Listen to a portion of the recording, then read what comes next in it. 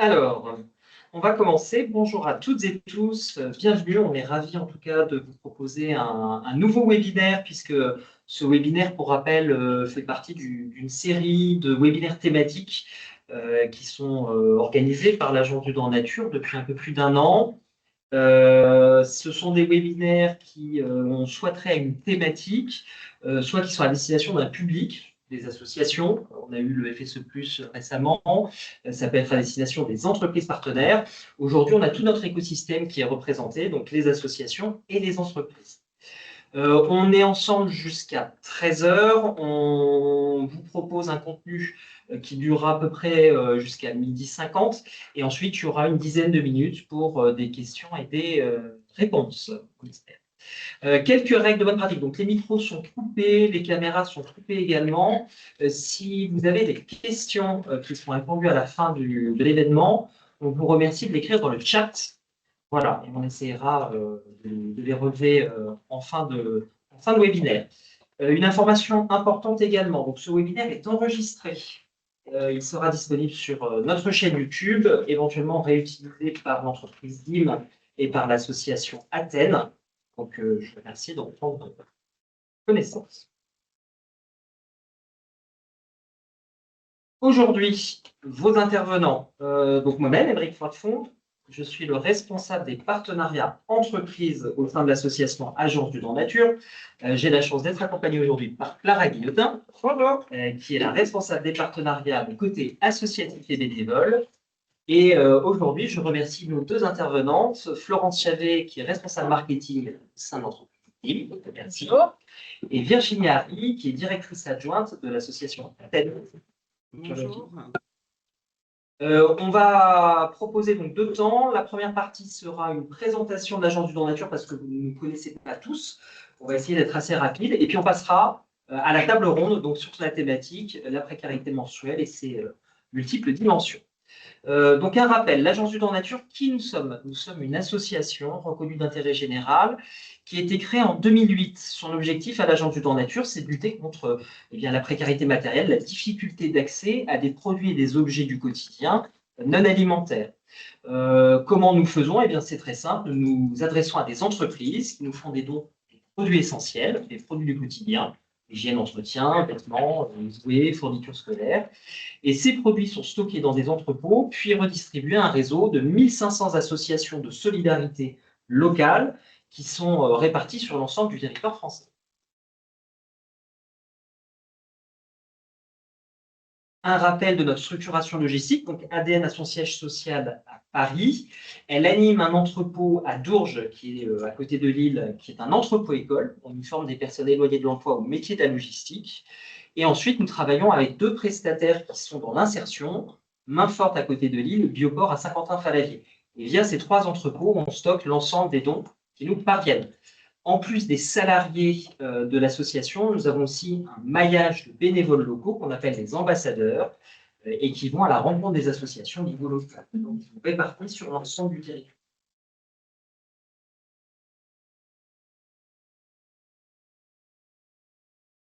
Le modèle de l'Agence du Droit Nature, donc comment on fait avec une petite équipe pour redistribuer jusqu'à 60 millions d'euros de valeur marchande chaque année? C'est très simple, les entreprises nous proposent des dons qui sont livrés dans l'un de nos trois entrepôts. Ils vont être triés, ils vont être pointés, et ensuite ils sont mis en ligne sur un catalogue de dons. Donc, les associations ont accès à ce catalogue, choisissent les produits qui les intéressent, passent une commande, donc on leur demande une petite contribution logistique qui nous permet de vivre, et ensuite cette commande va être envoyée au bas de l'association sous une dizaine de jours. Voilà. Les structures ensuite vont les utiliser, donc soit dans le cadre de leur fonctionnement, soit les redistribuer à leurs bénéficiaires.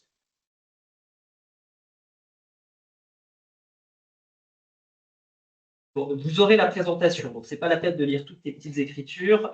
Simplement, ce qu'il faut retenir, c'est qu'on aide toute l'action sociale. L'action sociale, de manière un peu grossière, elle peut être répartie en deux grandes catégories. Toutes les structures qui vont héberger des personnes démunies. Donc là, on est vraiment sur des structures qui font presque de l'hôtellerie. Il y a des chambres, des nuitées. il faut équiper des maisons avec tout le confort possible. Et puis, des structures qui sont plutôt sous la forme de petits commerces, qu'on appelle les épiceries sociales, qui là sont à destination des travailleurs pauvres, des étudiants, des seniors avec des petites retraites.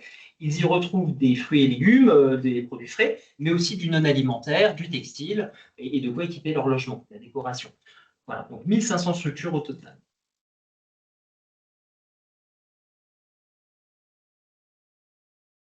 Donc la thématique d'aujourd'hui, c'est la précarité menstruelle. Donc précarité menstruelle, de quoi parle-t-on? Alors je vais vous donner une définition qui est assez brute et qui est tout à fait incomplète, mais en première approche, on va dire qu'elle sera suffisante. La précarité menstruelle, ça désigne les difficultés de nombreuses femmes et filles à se payer des protections hygiéniques à cause de leurs faibles revenus. Cette définition, c'est celle des Nations Unies. Elle ne prend pas en compte, par exemple, la difficulté d'accéder à un point d'eau ou les douleurs qui peuvent entraîner des règles douloureuses. Donc, tout ça, c'est un peu simplifié, mais ça nous permet d'amorcer le sujet, puis ensuite de plonger dans la table ronde. Quelques chiffres quand même de l'association de référence sur cette thématique au niveau national, Règles élémentaires, qui fait beaucoup de plaidoyer sur ce thème. On peut noter qu'il y a 4 millions de femmes menstruées qui sont concernées par des règles aujourd'hui difficiles, c'est-à-dire l'accès, c'est difficile en tout cas à des protections hygiéniques. Parmi elles, il y a quand même une surreprésentation de jeunes et de mères célibataires. Et ce qu'on peut aussi dire, c'est que l'inflation et les difficultés économiques actuelles sont en train d'entraîner une augmentation de cette précarité. Et on estime qu'il y a plus d'1 million de femmes de 18 à 50 ans qui vont dans les prochaines années être en situation de précarité menstruelle, en plus de celles qui le sont aujourd'hui déjà. Quelques chiffres sur l'action que porte Agence en Nature. Donc nous, notre réponse à cette précarité menstruelle, elle est forcément très matérielle. Hein. On collecte des produits, on les redistribue. Sur une année, donc de mai à mai, hein, ça varie évidemment d'une année à l'autre, mais de mai 2025 à mai 2026, nous avons distribué près d'un demi-million de paquets de protection hygiénique et près de 30 000 culottes menstruelles. Le nombre d'associations bénéficiaires, c'est 460, donc c'est une grosse partie quand même de notre réseau qui récupère ces produits.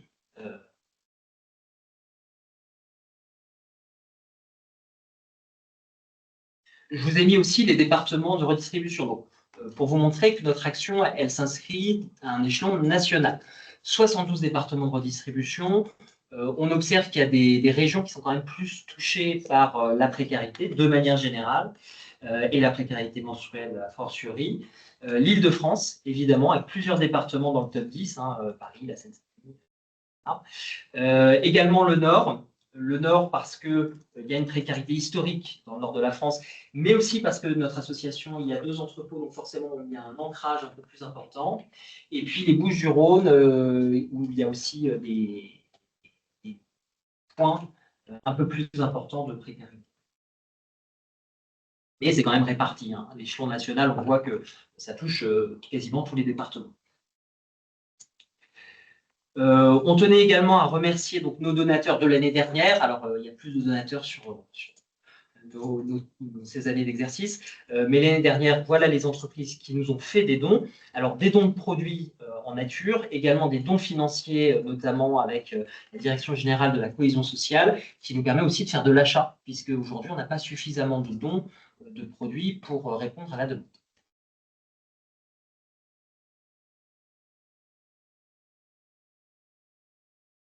Et enfin, je vous ai mis quelques témoignages. Alors, les témoignages, je vous laisserai en prendre connaissance une fois qu'on vous aura envoyé le document. Simplement, ce qu'il faut retenir, c'est qu'on touche tous les types d'associations, les maisons d'enfants, les accueils sociaux, les épiceries sociales, on voit une à Villejuif, et puis les missions locales également, qui font de la redistribution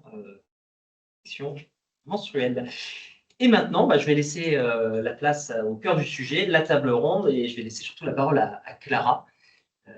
À toi, Clara. Super, merci beaucoup, Émeric. Merci à toutes et tous de nous avoir rejoints.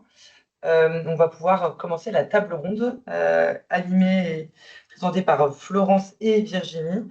Et je vais tout d'abord laisser la parole à Florence, si vous pouvez vous présenter et présenter votre structure.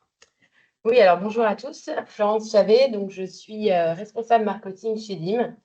Ça fait bientôt 17 ans que je suis dans cette entreprise et j'ai pu évoluer sur différentes catégories de produits et sur différents métiers également. Et donc, je vais vous parler de la marque DIM. La marque DIM, qui est donc une marque française qui existe depuis 1953, crée des sous-vêtements pour toute la famille. Aujourd'hui, c'est plus de 70 ans d'innovation, un savoir-faire aujourd'hui qui est reconnu sur le marché puisque DIM est une marque leader, un savoir-faire en termes de style, en termes de confort et aussi en termes d'innovation. Aujourd'hui, on a plus de 850 salariés chez DIM sur toute la France, donc que ce soit ici à Rueil-Malmaison, mais aussi dans notre site à Autun, qui est vraiment le berceau de la marque, et également toute notre force de vente, donc tous nos vendeurs qui sont répartis un peu partout en France. Ouais, c'est bon.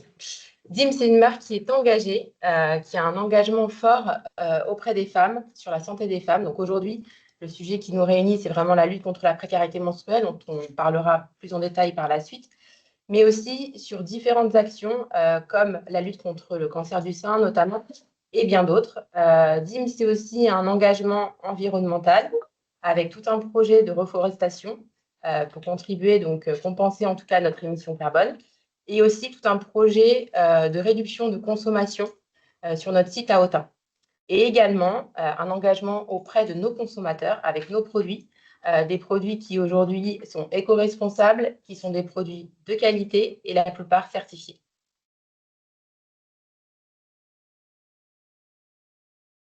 Alors, avant de vous parler de nos engagements plus en détail, il faut bien sûr que je vous parle du produit, puisqu'aujourd'hui, on a vraiment un produit qui est notre porte-étendard de notre position dans la lutte contre la précarité menstruelle, qui est donc notre culotte de règle DIM Protect. Donc, pourquoi DIM a lancé cette culotte de règle il y a déjà 4 ans? Une véritable innovation sur le marché, une révolution pour la femme. L'ADN de la marque, c'est vraiment de libérer la femme. Et aujourd'hui, avec cette culotte de règle, DIM libère les femmes de leurs règles en leur apportant d'abord une protection sûre et saine, avec différentes couches qui vont permettre d'avoir une sensation au sec, ultra absorbante, mais aussi d'éviter les fuites. Un confort vraiment lié à la matière, une absorption jusqu'à 12 heures et surtout un confort adapté à chaque femme, puisqu'on a différents types de flux et on a aussi une culotte spéciale pour les jeunes filles, puisque la morphologie entre les femmes et les jeunes filles ne sont pas les mêmes. Et c'est aussi une culotte qui est saine et durable. Donc la fonction, c'est vraiment aujourd'hui éco-responsable. Pourquoi? Parce que c'est un produit qui est réutilisable et qu'on peut réutiliser vraiment jusqu'à même 3 ans.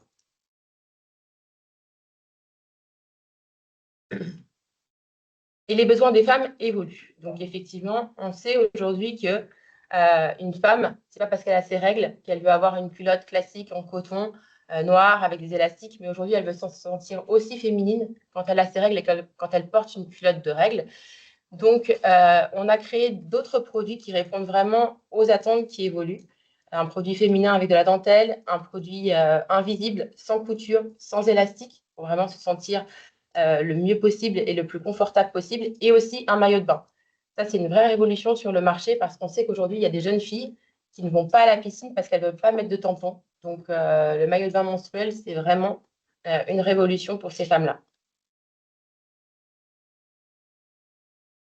Donc, tous ces produits-là, et notamment notre culotte menstruelle, on peut la trouver vraiment partout. Et notre objectif, vous allez le voir aussi, c'est vraiment de donner l'accessibilité au maximum de femmes sur ce type de produit. Donc, on est présent en grande surface, on est présent en ligne, on est présent aussi en boutique, mais aussi en pharmacie. Merci beaucoup, Florence. Je vais maintenant laisser la parole à Virginie Indy, qui fait partie, qui est directrice adjointe de l'association Athènes, que je vais laisser du coup se présenter et présenter également sa structure. Bonjour, donc Virginie pour représenter l'association Thionvilloise pour l'essor d'un nouvel espace social. sociale. Je suis directrice adjointe de l'association et de formation initiale éducatrice spécialisée, donc du terrain. Voilà. L'association Athènes, c'est une association qui compte 63 salariés et qui œuvre dans le champ du social et du médico-social principalement. Elle a pour vocation d'œuvrer dans un schéma en triptyque qui est l'accueil, l'hébergement et l'insertion. Pour relever ces missions-là, elle bénéficie du déploiement de 18 dispositifs différents. Je ne vais pas citer les 18, mais sachez que ces dispositifs comprennent des centres d'hébergement et de réinsertion sociale en statut d'urgence, en statut d'insertion. Nous travaillons également dans le cadre de la politique du logement d'abord avec différents dispositifs de logement accompagné. Nous avons des services d'accompagnement aux personnes en grande difficulté et des personnes victimes de violences conjugales et violences intrafamiliales. Nous rayonnons sur le bassin sidérurgique de Moselle. Donc, dans les départements qui ont été mentionnés tout à l'heure, vous pouvez rajouter le 57 de la Moselle. La lutte contre la précarité menstruelle n'est pas notre sujet principal, bien sûr. Cela dit, nous la traitons en sujet annexe, car dans nos dispositifs, nous accueillons des femmes seules, des femmes avec enfants, des personnes disposant d'un utérus, voilà, transgenres, ça nous arrive également. Nous rayonnons aussi à travers un réseau partenarial fort important sur le département, mais surtout sur notre territoire nord-mosellan. Et ce partenariat riche nous permet justement de déployer des actions telles que notre action sur la lutte contre la précarité menstruelle. Ce qui est important de mentionner, c'est que l'ensemble de l'activité Athènes permet d'accueillir tout au long de l'année entre 3000 et 3300 personnes différentes sur l'ensemble de nos dispositifs. Voilà pour la présentation. Merci beaucoup Virginie. Maintenant, peut-être rentrons un peu plus dans le détail sur vos actions de lutte contre la précarité menstruelle et ce qui est mis en place au sein de votre structure. Bien sûr. Athènes a eu bien sûr une préoccupation majeure dans un cadre important de ses fonctions, c'est l'accueil des publics féminins victimes de violences conjugales, mais aussi des publics féminins dans des situations de sans-abrisme. Nous disposons également d'accueil de jour, d'équipes mobiles qui partent en maraude. Donc ça nous a, comment dire, incité à réfléchir à cette question sur différents niveaux d'appréhension parce que le sujet ne s'aborde pas finalement de la même manière selon le public. Nous n'avions pas de moyens pour aborder cette question-là et nous avons eu connaissance sur le territoire d'autres partenaires qui fonctionnent avec nous, qui avaient besoin d'évoquer alors j'aime pas dire cette problématique, ce problème sur ses propres personnes, avec ses propres personnes accueillies, notamment des centres sociaux culturels et des maisons de quartier. Nous avons donc décidé d'allier nos forces, nos ressources, nos moyens humains, nos idées, et nous avons constitué un groupe de travail depuis 2024 qui a été baptisé Sans blabla. Et l'idée commune, en tout cas pour l'ensemble des associations qui se sont rejointes, c'était déjà l'accès aux protections, tout en respectant la dignité des personnes et de ne pas les mettre en situation de demande. C'est-à-dire qu'elles doivent pouvoir y accéder sans avoir à se mettre davantage dans une position fragile.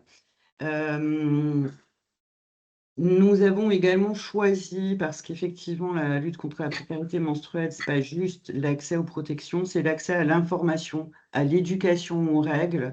Nous avons constaté que bon nombre de jeunes n'avaient pas été éduqués, en tout cas aux premières règles et à tout ce que ça pouvait engendrer.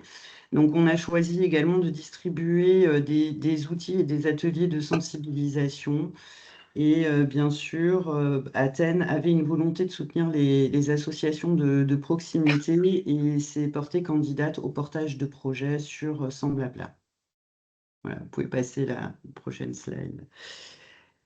Donc, je le disais, différents acteurs sociaux, médico-sociaux et culturels du territoire. Donc, aujourd'hui, nous réunissons 6 acteurs principaux qui travaillent en corrélation. Nous nous réunissons mensuellement dans les déterminations que vous pourrez voir dans la slide. Mais au fur et à mesure de nos travaux, nos déterminations s'étendent et évoluent. C'est ce qui est intéressant dans notre groupe de travail. L'accès aux protections, la mise en place de distributeurs et la notion des règles et de ce que cela engendre, nous souhaitons la traiter de manière plutôt complète, avec un souci d'éco-responsabilité, éco pour économique, mais éco pour écologique aussi. Nous souhaitons également permettre le confort au quotidien de nos usagers.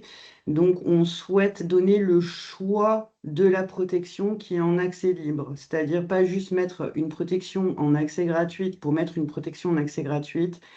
Ça appartient à chacun et chacune le produit qu'elle souhaite utiliser et avec lequel elle est le plus à l'aise. Et nous avons choisi depuis 2026 d'intégrer à part entière nos bénéficiaires dans notre action, c'est-à-dire que certains bénéficiaires sont totalement participatifs à nos ateliers et à nos actions. Pour aborder cette question, on a choisi de former des professionnels. Donc aujourd'hui, on est à près d'une trentaine de professionnels de nos champs formés par le partenaire que vous avez cité tout à l'heure, c'est-à-dire Règles élémentaires. Et nous avons près d'une vingtaine de professionnels sensibilisés à la question que nous avons choisi de traiter en 2026, question encore annexe, qui est l'endométriose. Voilà. Et pour définir et construire mieux nos outils de sensibilisation, nous choisissons donc de faire un recensement des besoins, un diagnostic territorial.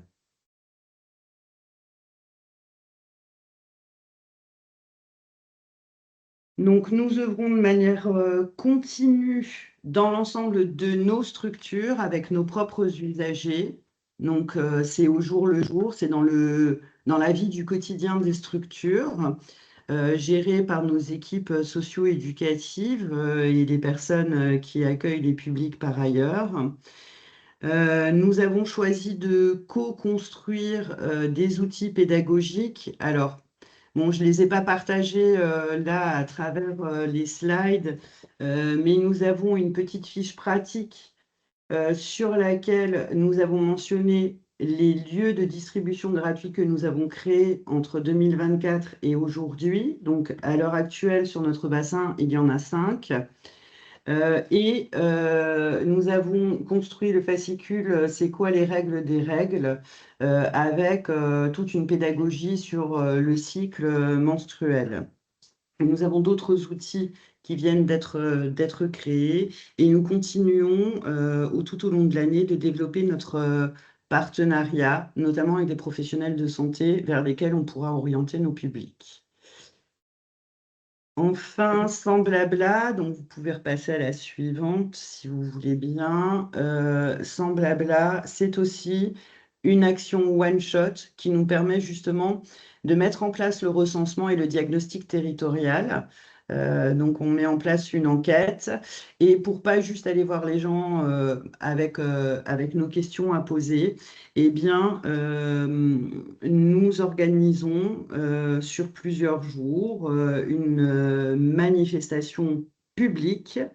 Nous avons choisi de parler sur les lieux publics des règles et de la précarité menstruelle. On ne se cache pas dans un coin. Donc l'année dernière, nous avions la participation de la commune, le soutien de la commune avec le tiers-lieu Puzzle, où nous avons passé une semaine avec des démonstrations d'utilisation de protection menstruelle, un simulateur de douleur de règles, des échanges divers et variés, et nous avons donc eu l'occasion de renseigner 216 questionnaires qui nous permettent la construction et l'avancée de nos outils. Super, un grand merci. Virginie, n'hésitez pas à nous transmettre aussi les différents éléments si vous souhaitez qu'on puisse les partager aux participants. Un grand merci pour votre intervention. Je vais laisser la parole du coup à Florence pour parler plus de l'engagement de Dean dans ces questions-là de lutte contre la précarité menstruelle. Oui, avec plaisir. Alors, donc, on a un engagement qui est fort, un engagement auprès des femmes. Effectivement, aujourd'hui, une femme ne devrait pas manquer de protection menstruelle et en tout cas, ça ne devrait pas atteindre sa dignité. Donc aujourd'hui, on combat la précarité menstruelle pour ça, on a différentes actions. La première, c'est institutionnelle. On a travaillé sur un rapport, donc l'Impact Tank, avec différentes entreprises et différentes associations. L'objectif, c'est de mesurer un peu ce qui se passe, de proposer des solutions aussi et de prendre conscience aussi de justement ce qu'est la précarité menstruelle aujourd'hui, qui touche quand même une femme sur 3. Notre deuxième action, il est éducatif. On est partenaire avec l'Institut des Hauts-de-Seine qui organise des ateliers toutes culottées, toutes informées dans tous les collèges du 92 pour sensibiliser les jeunes filles sur ce que c'est les règles, ce qu'est le corps de la femme et comment aussi, quelles sont les solutions pour se protéger. Donc, nous, on les accompagne avec notamment le département qui finance des culottes DIM. Et donc, aujourd'hui, on est presque à 30 000 culottes distribuées dans les collèges. Au niveau associatif aussi, donc je reviendrai un peu dans le détail, mais effectivement, sur du plus long terme et plus concret, on fait des dons de produits et on fait des dons de culottes menstruelles pour vraiment permettre à toutes les femmes aujourd'hui de se protéger au niveau menstruel. Et enfin, on a aussi des initiatives et on va permettre aussi l'accessibilité sur nos produits à un plus grand nombre. Donc aujourd'hui, effectivement, grâce à des promotions, des actions en magasin, on permet à des femmes qui n'ont pas forcément les moyens, en tout cas, d'accéder à des protections de qualité. Et les initiatives aussi, comme par exemple la Parisienne, ce sont des événements sur lesquels on intervient. On parle de notre menstruelle et on donne aussi accès plus facilement à ce type de produit grâce aussi à des prix, bien sûr, défiant toute concurrence. D'un point de vue associatif, Pardon, non, mais vas-y. D'un point de vue associatif, donc vraiment, ce sont des dons qui sont concrets. Donc, je vous le disais, effectivement, plus de 151 000 culottes menstruelles aujourd'hui données, dont 85 000 donc, à votre association ADN. Et c'est vraiment ce qui permet aux femmes de pouvoir en bénéficier le plus facilement possible. Donc, en termes de communication, donc notre rôle de marque, c'est aussi de faire savoir et de parler aujourd'hui de ce fléau qui touche, je vous disais, une femme sur 3. Donc, notre rôle de marque, c'est vraiment de s'adresser à un plus grand nombre et de faire connaître le sujet. Donc, pour ça, on prend la parole notamment autour de ce 28 mai, qui est vraiment la journée mondiale contre la précarité menstruelle. Donc, on fait des posts. Tu peux passer facilement. Voilà. On a aussi des médias qui en parlent de plus en plus. On le voit. Sur cette fameuse journée. On a aussi des influenceuses qui ont pris la parole et qui ont parlé justement de ce que c'était la précarité menstruelle et quelles actions on pouvait mener pour aider ces femmes qui vivent dans cette précarité. Et voilà, on a des sujets de plus en plus présents dans la presse et c'est tant mieux parce que c'est vraiment important d'en parler.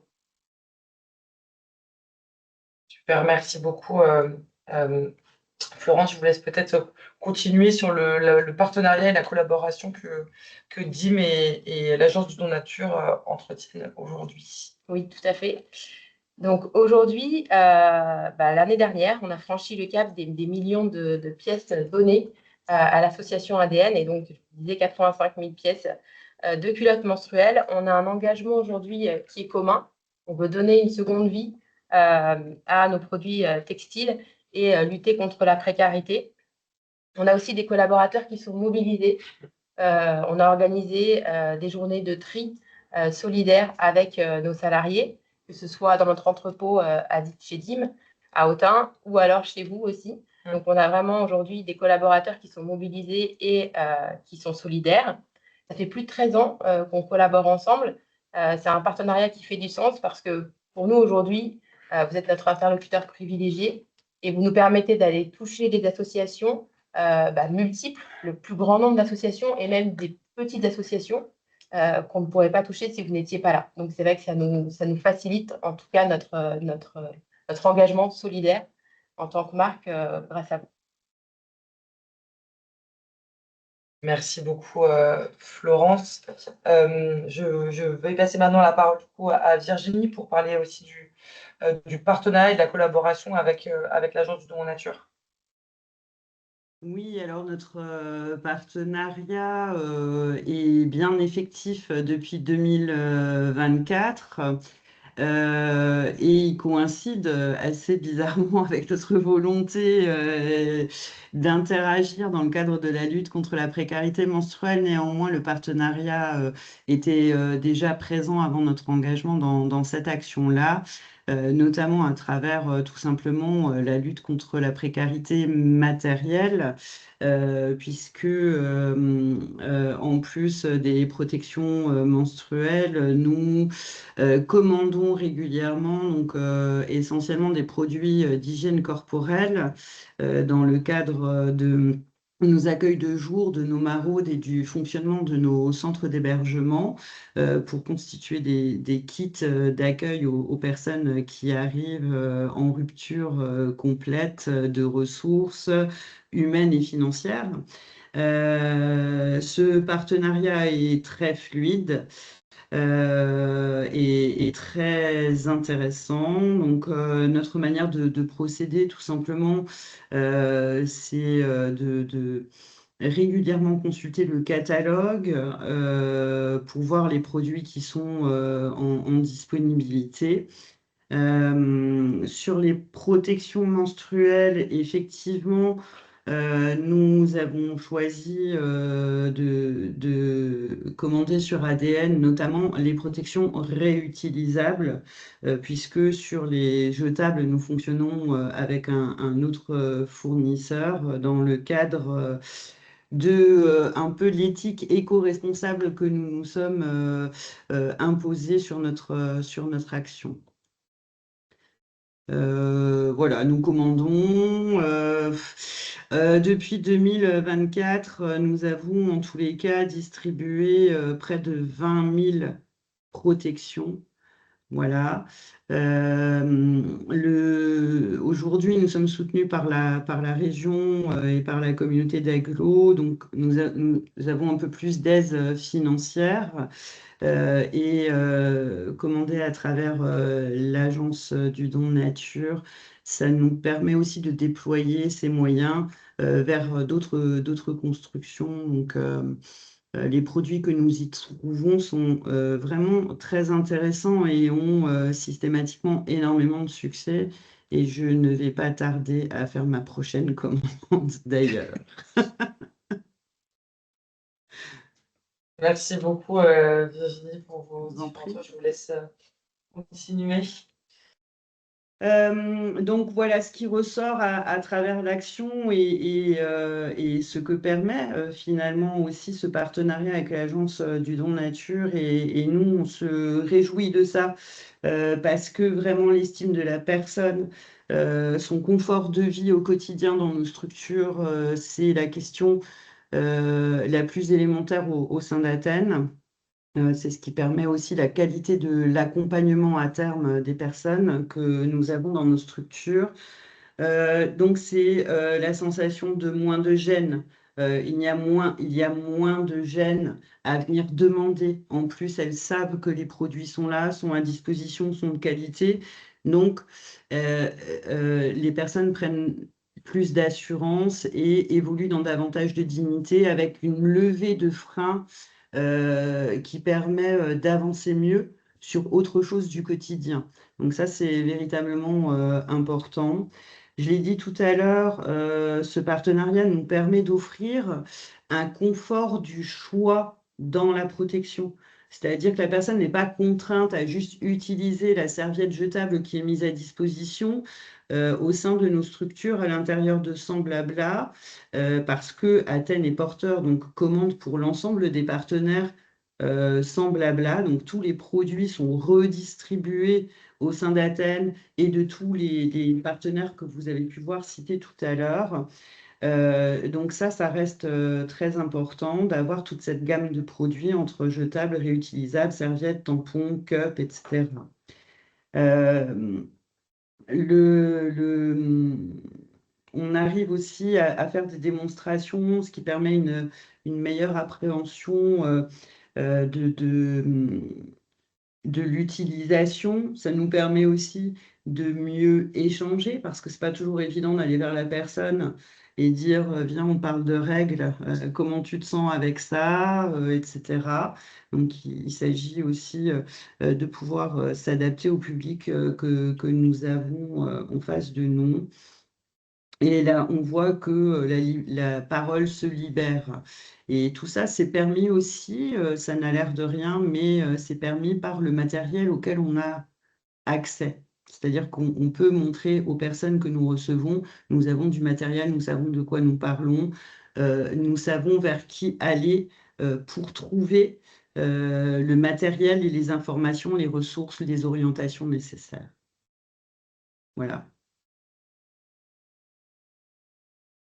Un grand merci, Virginie, pour le détail de vos différents projets. Est-ce que vous pouvez nous dire un peu plus sur les prochaines étapes, notamment en 2026, ce que vous avez prévu peut-être pour la suite?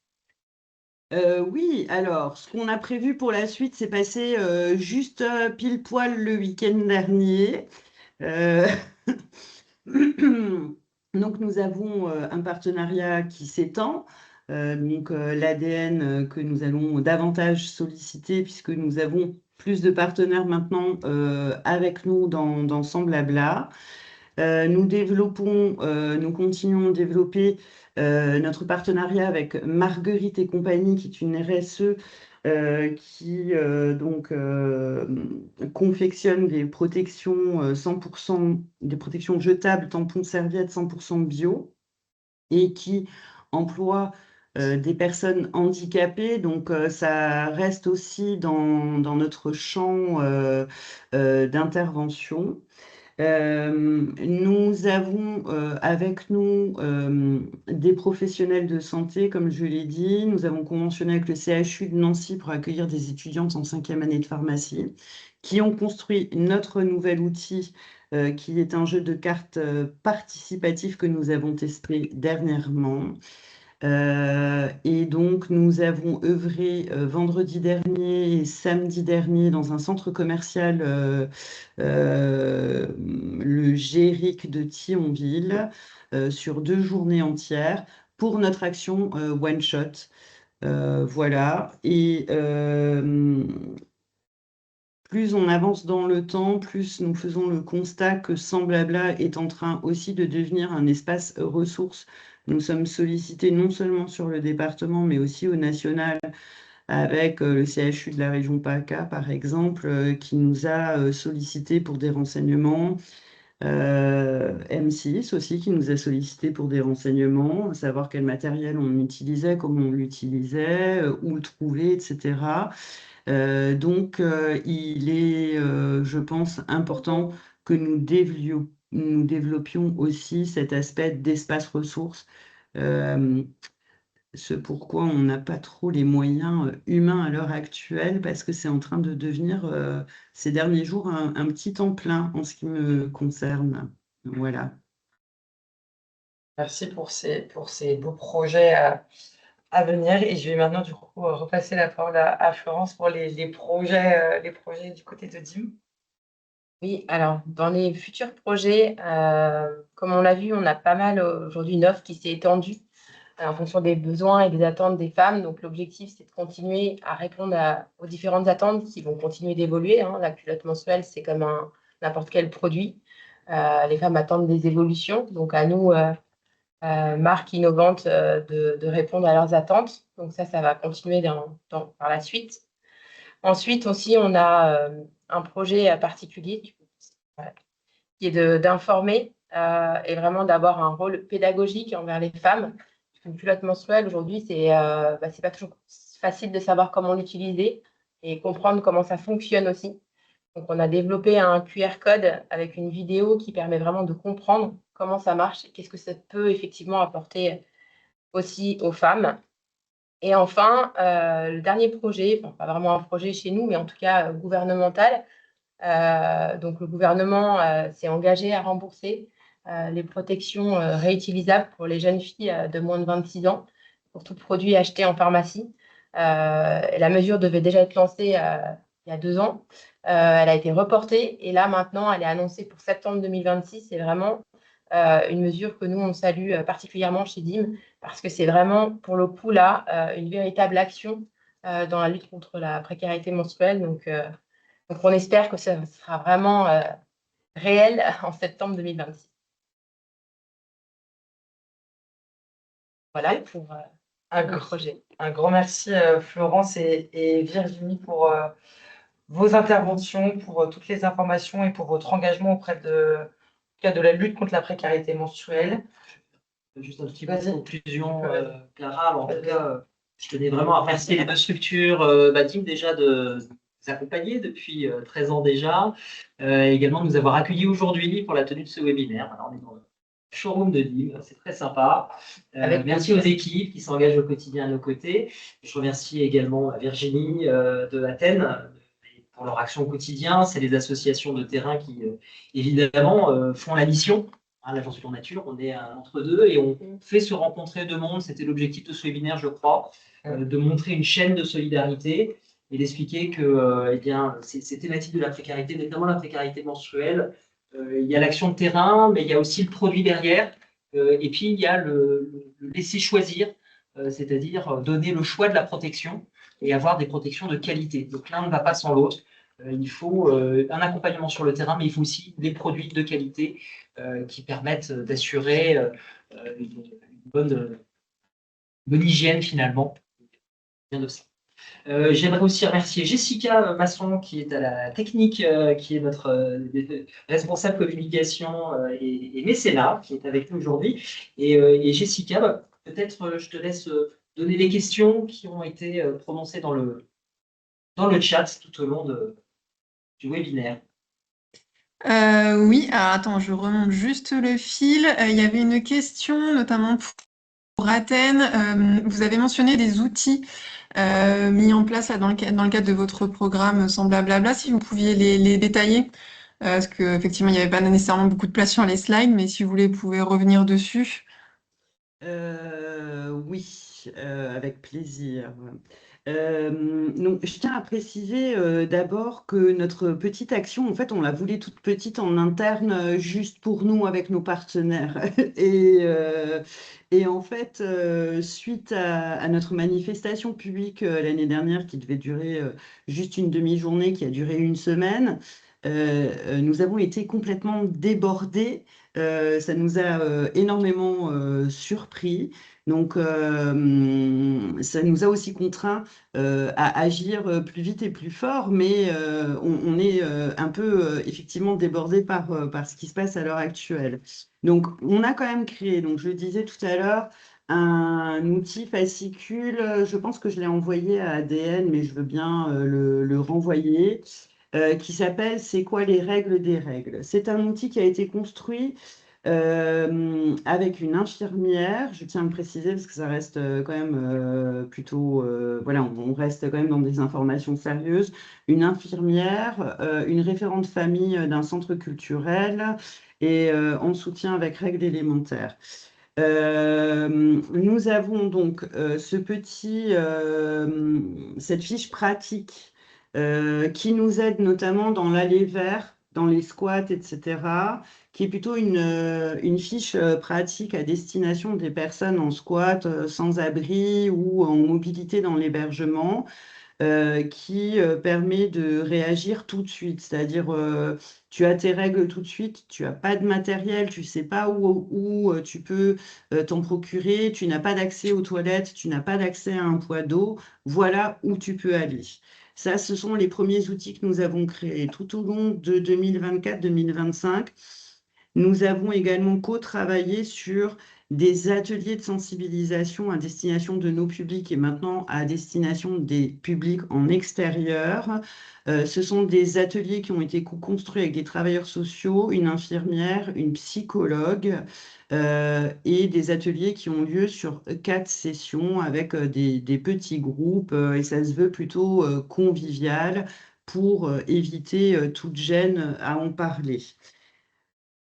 Cette année, dans la convention avec les étudiantes en pharmacie, en 5e année de pharmacie, dans leur projet, eh bien, elles ont créé un jeu de cartes participatif, un jeu de questions-réponses. Donc, une carte question sur toi, par exemple, comment tu utiliserais une cup? Est-ce que tu sais ce que c'est une cup? Tu sais où en trouver, etc. Est-ce que les protections, c'est vrai qu'on en trouve gratuitement? Donc, il y a une carte question, il y a 3 cartes réponses. Parmi les 3 cartes réponses, il y en a une vraie, il y en a 2 fausses. Et derrière, il y a toutes les explications données liées à la réponse sur la question posée. Il vient d'être créé et nous l'avons testé sur notre manifestation au GIRIC cette année. Voilà, donc entre mai 2024 et mai 2026, ça ne fait que 2 ans, il y a quand même finalement pas mal d'outils qui ont été créés dans un travail collaboratif. Et c'est ça la force de Semblabla aussi, c'est que différents partenaires peuvent se retrouver en petits groupes pour travailler, réfléchir et échanger sur ce qu'ils rencontrent dans leur structure et on arrive à adapter nos outils avec le public accueilli sur l'ensemble de nos structures. Super, merci beaucoup Virginie. Une dernière question. On a eu plusieurs questions, savoir si ADN, mais comme Athènes, était référencé sur des plateformes type jeveuxaider.com ou .fr, je ne sais plus, ou Commit pour nos recherches de bénévoles ou sinon sur des missions de mécénat de compétences. Juste nous rapidement pour ADN, j'ai répondu dans le chat, hein, mais effectivement, on est régulièrement à la recherche de bénévoles pour nous accompagner sur le terrain et on est référencé sur ce type de plateforme. Et puis je vous laisse Virginie répondre, savoir aussi si vous-même vous avez ouvert des missions. Alors, on fait appel à des bénévoles, mais on ne va pas forcément les rechercher. On a des bénévoles qui viennent vers nous et non, nous ne sommes pas encore référencés sur ce type de plateforme. Mais voilà, à venir sans doute. Est-ce qu'il y a d'autres questions, Jessica, dans le Non, chat? parce que je reparcourais rapidement, mais pas à ma connaissance. N'hésitez pas à réagir si on a oublié quelque chose. Est-ce qu'éventuellement, vous avez un petit mot de conclusion?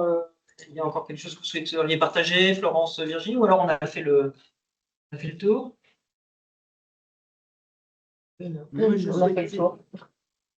souhaitais simplement remercier tout le monde pour l'attention et merci pour cette invitation à co-animer ce webinaire.